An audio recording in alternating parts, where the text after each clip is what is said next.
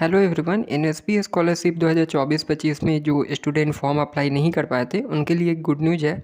तो आपका एनएसपी के अंडर जो डिपार्टमेंट ऑफ हायर एजुकेशन है और इसका एप्लीकेशन को रीओपन कर दिया गया है और यानी कि फिर से आप इसको अप्लाई कर सकते हैं। ये कल ही किया गया है और कल मैंने आपको अपडेट भी दिया था शॉर्ट्स में और कम्युनिटी पर मैंने बताया था।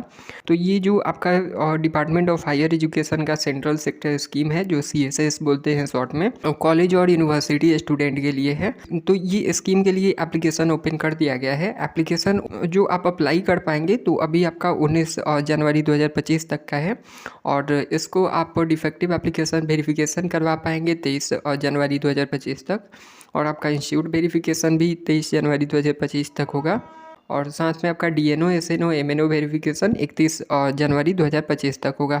तो ये डेट ये अभी कल अपडेट किया गया था और आपका सिर्फ डिपार्टमेंट ऑफ हायर एजुकेशन का ये सेंट्रल सेक्टर स्कीम का ही मतलब फॉर्म को रीओपन किया गया है, एप्लीकेशन को रीओपन किया गया है, फिर से आप अप्लाई कर सकते हैं।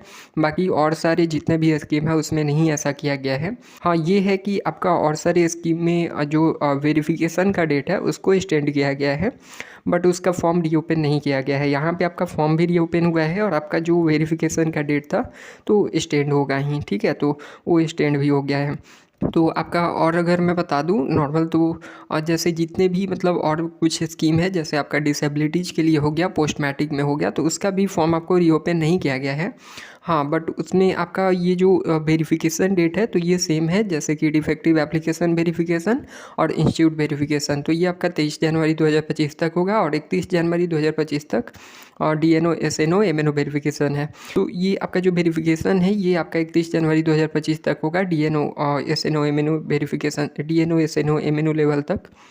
तो उसके लिए आपका डेट जो है एक्सटेंड हुआ है और भी बहुत सारे स्कीम का बट आपका फॉर्म जो है वो सिर्फ सेंट्रल सेक्टर स्कीम का रीओपन हुआ है। तो अगर अभी तक आप फॉर्म अप्लाई नहीं कर पाए थे, जो भी आपका रीजन रहा होगा, तो अभी आप अप्लाई कर सकते हैं। और अगर आपको फॉर्म अप्लाई करने में अभी भी कोई प्रॉब्लम आ रहा है तो आप कमेंट कर सकते हैं। और अगर आपने फॉर्म अपना अप्लाई कर दिया था बट आपका रिजेक्ट हो गया या फिर आपका पेंडिंग में है तो आप देख सकते हैं कि फिर से वेरिफिकेशन स्टार्ट हो चुका है, तो आपका फिर से वेरीफाइड हो जाएगा।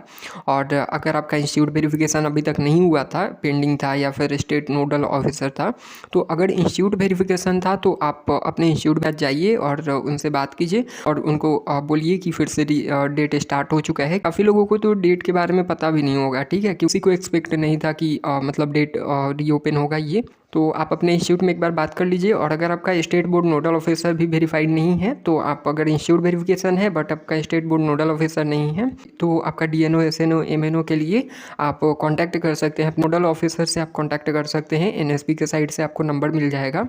ठीक है, आप उनसे एक बार रिक्वेस्ट कीजिए कि हमारा वेरिफिकेशन कर दीजिए अगर नहीं हुआ है तो।